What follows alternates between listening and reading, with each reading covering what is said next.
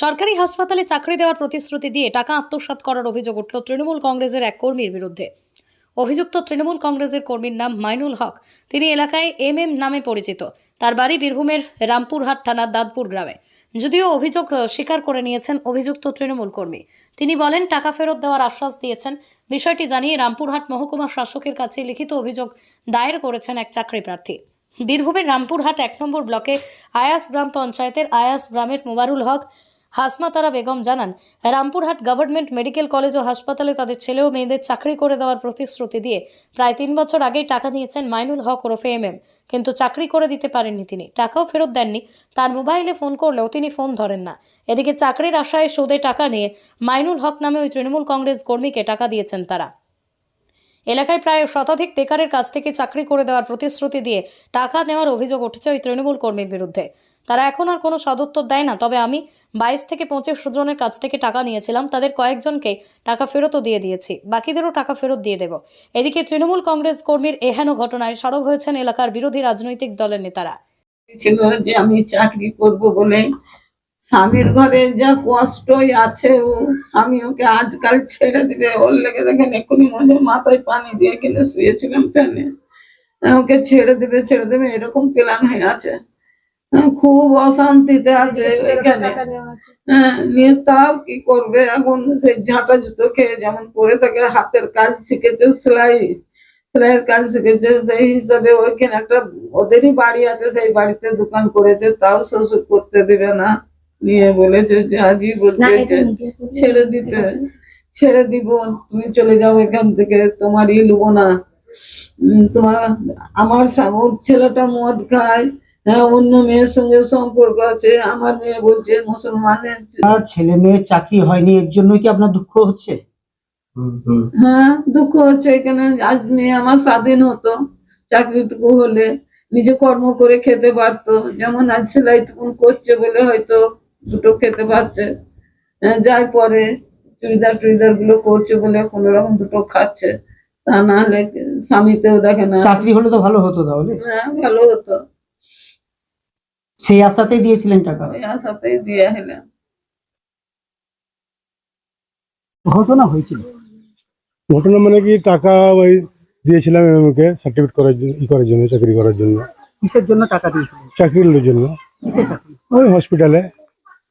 কি বলেছিল? এই পুজো পার হবে, অমুক হবে, আজ নয় কাল নয় করে বলে ঘুরে ঘুরে টাইম পার করে শেষ পর্যন্ত একবার আমাকে বললো যে এক কাজ করো, তুমি আবার টাকা দাও, আবার ৩২০০ টাকা দাও, মানে একটা খামে ভরে শিউড়ির বাসে টাকাটা দিবে, তাহলে দিতে মানে দুর্গাপুরে কাজটা দেবো। এবার দুর্গাপুর গেল, এবার দুর্গাপুর চলে গেল, দুর্গাপুর হয়ে গেল, দিয়ে দিলাম খামে, টাকা তো দিলাম না। আমি বললাম টাকা দিতে পারবো না, আমি টাকা যা লাগবে আপনি দিয়ে দেন, আমি পরে তখন ডবল দিয়ে দেবো, তাও ভালো। আমি ১০,০০০ দিয়েছিলাম। কি বলেছিল টাকা নেওয়ার সময়? টাকা নিয়ে সময় বললাম কাজ দেবো। কিসে কাজ দেবো বলে? হসপিটালে। সরকারি হাসপাতালে? হ্যাঁ, সরকারি হসপিটালে। কার জন্য দিয়েছিলেন? ছেলের জন্য। কতদিন আগে? ওই অনেকদিন আগে। এখন কি বলছে? এখন বলছে দেবো, পয়সা ফেরত দেবো, নাহলে কাজ দেবো, এমনি করে চালাচ্ছে এখন। কত বছর হলো? তাও বছর ৩ হবে। তো দিচ্ছে, ফেরত দিয়েছে? না, ফেরত দেয়নি। টাকা ফেরত দেয়নি। চাকরিও দেয়নি। কাকে দিয়েছিলেন এই পয়সাটা এমএম কে দিয়েছিলাম। এমএম কে? এমএম দাঁতপুরের এমএম। কি করে? ওই পার্টি করে, তৃণমূল পার্টি করে। ওই পার্টির মিটিং একদিন এসেছিল, আমি ওকে ধরেছিলাম, বললে আবার দুদিন পর দেবো। আবার কত রকম বাহানা, একাদ সময় একাদ রকম বাহানা দেখায়। আর ফোন তো তোলে না ঠিক মতো, ফোন করলে ফোন তুলবে না। কতজনের কাছে নিয়েছে দাদা? তাও অনেকজনের কাছে নিয়েছে। কাউকে দিয়েছে চাকরি? না। আপনার কি চাইছেন? আমি এখন টাকা চাইছি। কি নাম আপনার? মোবারুল হক। আপনার ছেলের নাম কি? ইজাজ হোসেন। কি ঘটনা হয়েছিল বলুন তো?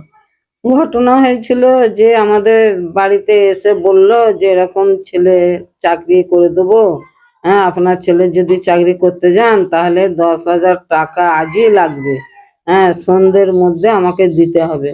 আমি যেমন করে হোক, ধার দেনা করে হোক, ১০,০০০ করে টাকা দিয়েছি। ছেলে দিয়েছি ১০,০০০, মেয়ের দিয়েছি ১১,০০০, দুইজনারই টাকা দিয়েছি।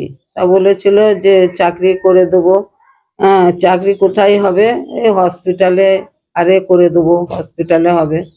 নিয়ে তখন আমরা টাকা ওকে দিয়েছি।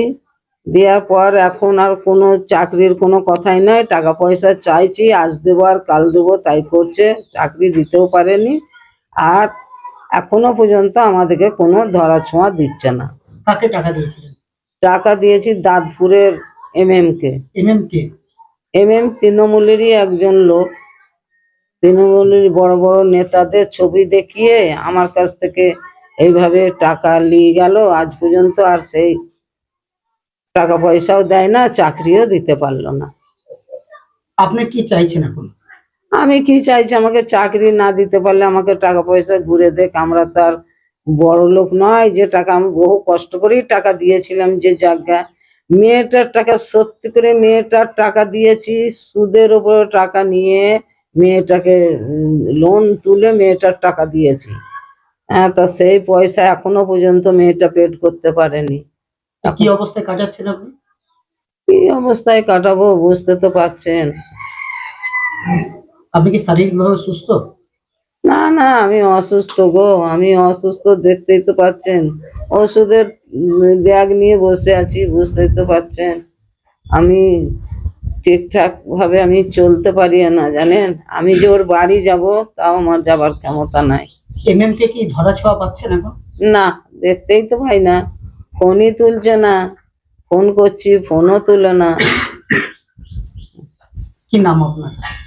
আমার নাম হাসমতারা বেগম। আপনার ছেলের নাম কি, মেয়ের নাম কি? ছেলের নাম হচ্ছে হাসিবুর রহমান আর মেয়ের নাম হচ্ছে সাবিনা ইয়াসমিন। কতজনের কাছে টাকা নিয়েছে এরকম? আমি আগে অন্য জানি না ওধারে কার কাছে কিভাবে নিয়েছে, কিন্তু আমার কাছে বহু লোকের কাছে এইভাবে টাকা নিয়েছে, বহু লোকের কাছে। আপনি কি চাইছেন? ও শাস্তি হোক? ও শাস্তি হোক, আমাকে টাকা ঘুরে দেখ, ও শাস্তিও হোক। ও কেন এইভাবে মানে দুচুরি ভাবে টাকা আমার কাছ থেকে নিয়ে গেল? ও চাকরি দিতে পারবে না, তাও কেন এইভাবে ও টাকা নিয়ে গেল? হ্যাঁ, ক্রিয়ার নাম করে তৃণমূল কর্মী টাকা নিয়েছে এরকম অভিযোগ, কি বলবেন? চাকরি দেওয়ার নাম করে তৃণমূল কেন? চাকরি দেওয়ার নাম করে তৃণমূলের সব থেকে বড় নেতা বীরভূমের, সে তো আজকে জেলে আছে। তাহলে এরা যারা নিচ্ছে তারা তো ছোট পুটো আপনার কর্মী, বড়দের কাছ থেকে শিক্ষা পেয়েছে, যাবে কোথায়? এই যে নেটওয়ার্ক, এটা একদম বুথ স্তর থেকে কালীঘাট পর্যন্ত এই নেটওয়ার্ক। এই নেটওয়ার্কের মধ্যে সবাই জড়িত, প্রশাসন থেকে তৃণমূল কেউ বাদ নেই। আর এই টাকা তোলা যারা জেলে যাচ্ছে কিন্তু যেরকম ভাবে চলছিল সেই রকম ভাবেই চলছে, কারণ প্রশাসন এবং সরকার এতে নীরব।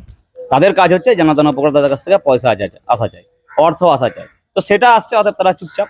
আর এই যে টাকা তোলার বিষয়, এটা শুধু আমাদের এই রামপুরহাট বলে নয়, বিভিন্ন ব্লকে, বিভিন্ন অঞ্চলে, বিভিন্ন জায়গায় মানুষের কাছ থেকে টাকা তুলতে ব্যস্ত, যে কোনো উপায় হোক। আপনার কি চাইছেন? আমরা আজ থেকে নয়, দীর্ঘদিন ধরে চাইছি এই ব্যবস্থা বন্ধ হোক, মানুষ তার অধিকার ফিরে পাক, এবং যারা এই মানে এই অনৈতিক কাজের সঙ্গে যুক্ত তাদের কমসে কম সাজা হোক, শাস্তি হোক। কিন্তু এই তৃণমূল সরকার আমলে সেটাও সম্ভব নয় বলে আমাদের মনে হচ্ছে।